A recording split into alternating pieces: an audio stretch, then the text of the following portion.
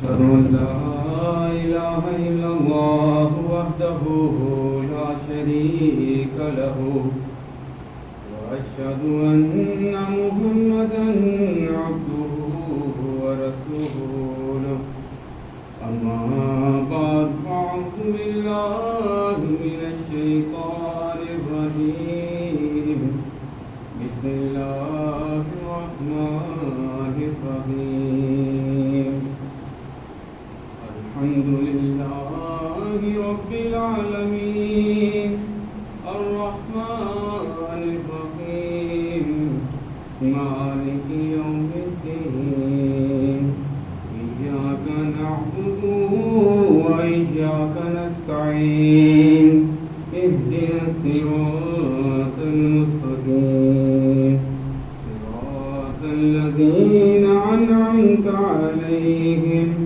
غير المغضوب عليهم ولا الضالين.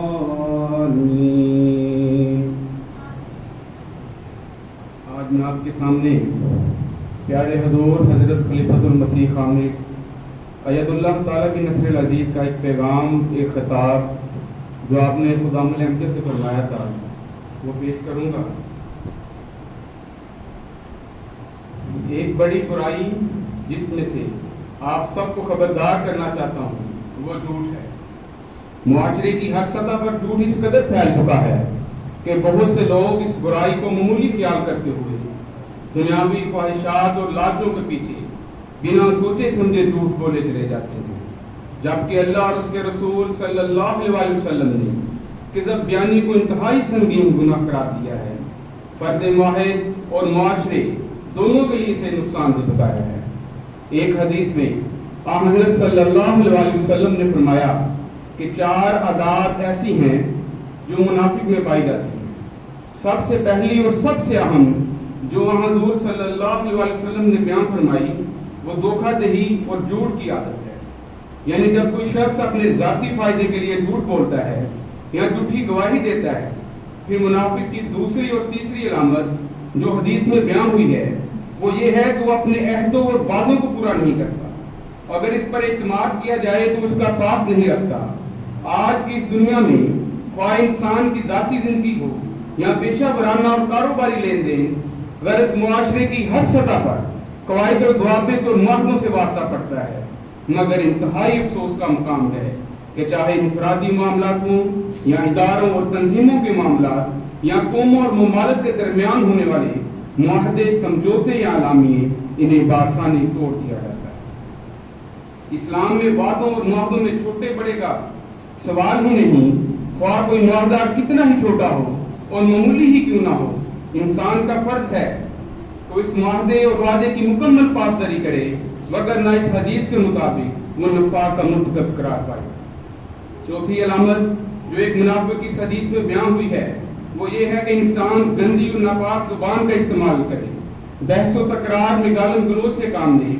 ایک مومن کے لیے ہرگز مناسب نہیں کہ وہ گندی اور اشتعال انگیز زبان کا استعمال کرے، بلکہ مومن کو ہمیشہ عمدہ اخلاق کا مظاہرہ کرتے ہوئے تہذیب اور شائستگی کے اعلیٰ معیار قائم کرنے چاہیے.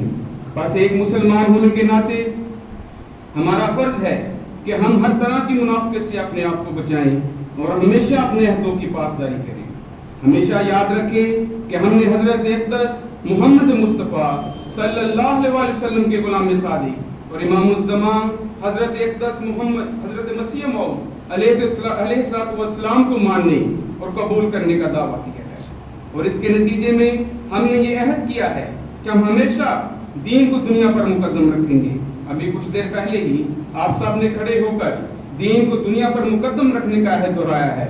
یہ عہد ہم باقاعدگی کے ساتھ اپنے جلسات اور تقاریر میں اکثر دہراتے ہیں، لیکن اگر ان الفاظ کے ساتھ عمل شامل نہیں تو پھر یہ الفاظ محض بیکار اور بے فائدہ ہیں. شاید آپ سوچ رہے ہوں گے کہ دین کو دنیا پر مقدم رکھنے کے کیا معنی ہے. اس کا آسان مطلب یہ ہے کہ جب بھی نماز کا وقت ہو آپ اپنے دیگر کاموں کو ایک طرف رکھ کے اللہ کی عبادت کے لیے حاضر ہو جائیں. پس انہیں استثنائی حالات کے علاوہ کہ جہاں اللہ تعالیٰ نے نماز جمع کرنے یا تاخیر سے پڑھنے کی اجازت دی ہے، تمام خدان کو چاہیے تو اپنی نمازیں بر وقت اور جہاں تک ممکن ہو باجماعت ادا کریں۔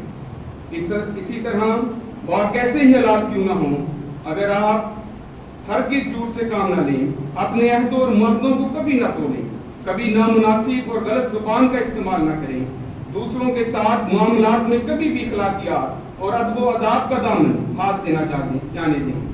یہ وہ بنیادی عناصر اور امتیازی خصوصیات ہیں جو ایک روادات اور ہم آہنگی پر مبنی معاشرے کے قیام کے لیے ضروری ہیں۔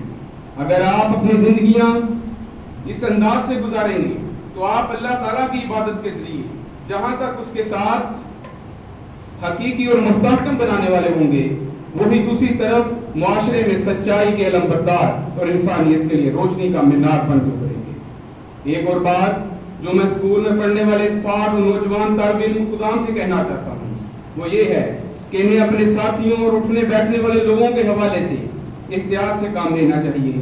آپ کی عمر میں آپ کے دوست اور ساتھی جن کے ساتھ آپ وقت گزارتے ہیں بآسانی آپ پر اثر انداز ہو سکتے ہیں۔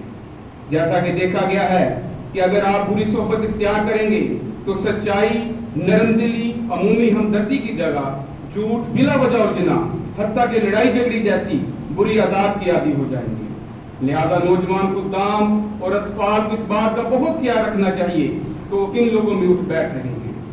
ایسے لوگوں کے ساتھ دوستی کریں جو مخلص اور دیانتدار ہوں، جو کسی قسم کی غیر اخلاقی اور بے مقصد سرگرمیوں میں ملوث نہ ہوں۔ بس جیسے جیسے آپ کی عمر بڑھ رہی ہے، آپ خود مختار ہو رہے ہیں، تو ایسے میں کسی قسم کی کمزوری نہ دکھائیں، اپنے ایمان پر مضبوطی سے قائم رہیں۔ اس بات کو یقینی بنائیں کہ آپ لڑائی جھگڑے، گالم گلوچ، فاحش کلامی اور استعار انگیز زبان کے استعمال سے ہمیشہ مستنیب رہنے والے ہوں گے۔ بڑی عمر کے خدام کو بھی یہی چاہیے کہ وہ بھی ان باتوں کا خیال رکھے، ورنہ حضرت اقدس مسیح موعود علیہ السلام کو ماننے اور حضور کی تعلیمات پر عمل پیرا ہونے کے دعوے کے باوجود آپ ان تعلیمات سے روگردانی کرنے والے بن رہے ہوں گے جن کے قیام کے لیے آپ تشریف لائے تھے۔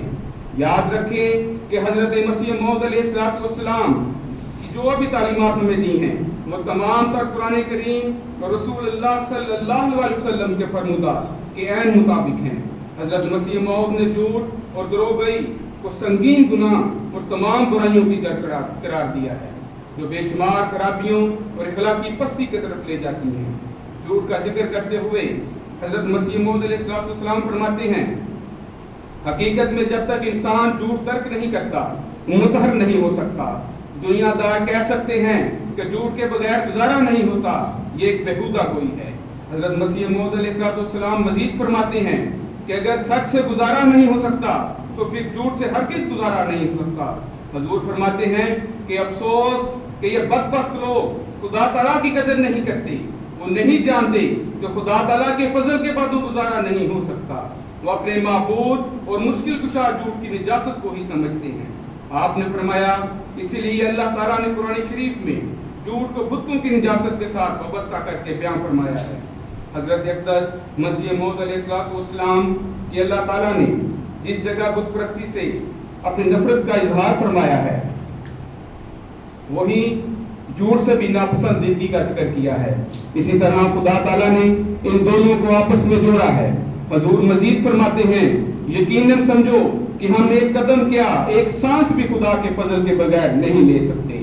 جب ہم خدا کی مدد اور اس کے فضل کے بغیر ایک قدم بلکہ ایک سانس بھی نہیں لے سکتے تو پھر کوئی بھی سمجھدار شخص جھوٹ پر انحصار کیوں کرے گا؟ بس آج احمدی نوجوانوں کی ذمہ داری ہے کہ وہ ہر قسم کے جھوٹ اور فریب کے خلاف باقاعدہ تحریک اور مہم چلائیں اور اس سلسلے میں اپنے ذاتی نمونے قائم کریں۔ ہر خادم اور ہر طفل کو یہ عہد کرنا چاہیے کہ وہ کبھی بھی جھوٹ سے کام نہیں لے گا۔ جھوٹ شرک کا مترادف ہے۔ ایک جانب تو ہم فخر کے ساتھ اعلان کرتے ہیں کہ ہم اخلاص کے ساتھ خدا کے حضور جھکنے والے اللہ تعالیٰ کے بندے اور اس کی جماعت ہیں، جبکہ دوسری جانب ہمارے درمیان ایسے لوگ بھی موجود ہیں جو اپنی چھوٹی چھوٹی خواہشات اور ادنا مقاصد کے لیے جھوٹ کا سہارا لیتے ہیں۔ یہ بات خوب اچھی طرح واضح ہو جانی چاہیے کہ جو لوگ جھوٹ پر انحصار جاری رکھے ہوئے ہیں وہ خدا تعالیٰ سے مدد کی امید نہ رکھیں، کیونکہ وہ ان کی دعاؤں کو ہرگز قبول نہیں کرے گا۔ جیسا کہ حضور نے فرمایا ہے کہ اب وقت آ چکا ہے کہ ہر خادم اور ہر طفل یہ عہد کرے کہ وہ کبھی جھوٹ نہیں بولے گا۔ اب وقت ہے کہ آپ سچائی کے قیام کے لیے باقاعدہ تحریک چلائیں، اللہ تعالیٰ کے بہترین رنگ میں عبادت کرنے والے اور اخلاق کے بلند معیار قیام کرنے والے بن جائیں۔ اگر ہمارے نوجوان ہر قسم کے جھوٹ کو ترک کرنے والے اور سچائی پر قائم ہونے والے بن جائیں تو باقاعدہ عمدہ اخلاق از خود ان میں پیدا ہو جائیں گے۔ مثلاً اگر کوئی شخص جھوٹ کو چھوڑ دیتا ہے تو یہ ممکن ہی نہیں کہ وہ دھوکہ دہی کا مرتکب ہو سکے۔ اسی طرح نہ وہ اپنے عہدوں کو توڑنے والے ہو سکتے ہیں اور نہ ہی وہ لعن طعن کرنے اور ناپاک زبان استعمال کرنے والے ہو سکتے ہیں، بلکہ ایسے مرد یا ایسی عورتیں تو ان اچھے اخلاق کو اپنانے والے ہوں گے جو ایک روادار اور پرامن معاشرے کے قیام کے لیے بنیادی حیثیت رکھتے ہیں۔ بے شک آج کے معاشرے میں خواہ چھوٹے پیمانے پر گھریلو ماحول میں یا وسیع تر سطح پر عمومی معاشرے میں پھیلی ہوئی حد درجہ ناانصافی اور بد نظمی کی بنیادی وجوہات یہی عہد شکنی اور جھوٹ ہیں۔ لیکن جب تک ہمارے نوجوان پختہ ارادہ اور پورے استقلال کے ساتھ اپنے اندر پاک تبدیلی پیدا کر کے قوم کا اصلاح کا بیڑا نہیں اٹھاتے، تب تک ہم جتنے مرضی بینر بیجز بنا لیں یہ سب بے معنی اور بے مقصد رہیں گے۔ پس ہر خادم اور ہر طفل کو پوری جان فشانی کے ساتھ اپنی اصلاح اور پاک تبدیلی کے لیے یہ سوچتے ہوئے کوشش کرنا ہوگی کہ اس کی ذاتی ذمہ داری اور مشن ہے کہ اپنی قوم اور لوگوں کی رہنمائی اور اصلاح کے لیے نمونہ قائم کرے۔ آج کے دور میں رسول اللہ صلی اللہ علیہ وسلم کے دعوے کی صداقت پر کامل ایمان کے باعث اب یہ آپ سب کا فرض ہے کہ زندگی کے ہر میدان میں خواہ آپ کے ذاتی معاملات ہوں یا آپ کے وعدے، عہد یا دعوے، غرض ہر معاملے میں سچائی اور قول صدیق آپ کا اور ناپیشو نہ ہو۔ آپ ہمیشہ اپنی زبان کو بے حیائی اور بد کلامی سے پاک رکھنے والے ہوں، بلکہ آپ کی زبان ہمیشہ خدا تعالیٰ کی حمد و ثنا اور اس کے ذکر سے معطر رہے۔ آج کے دن سے آپ کی سوچ میں سنجیدگی اور عمل میں پختگی آ جانی چاہیے اور آپ کو اپنے مقام اور اپنی بھاری ذمہ داری کا احساس ہو جانا چاہیے۔ میں نے پہلے ذکر کیا ہے کہ کس طرح آپ نے دین کو دنیا کی ہر چیز پر مقدم رکھنا ہے۔ قرآن کریم میں سورہ بنی اسرائیل آیت نمبر 35 میں خدا تعالیٰ فرماتا ہے یعنی اپنے عہد کو پورا کرو، یقیناً عہد کے بارے میں پوچھا جائے گا۔ اس آیت کریمہ میں اللہ تعالیٰ نے بڑی وضاحت کے ساتھ فرمایا ہے کہ ہر ایک شخص اپنے عہدوں اور وعدوں کے بارے میں جواب دہ ہوگا۔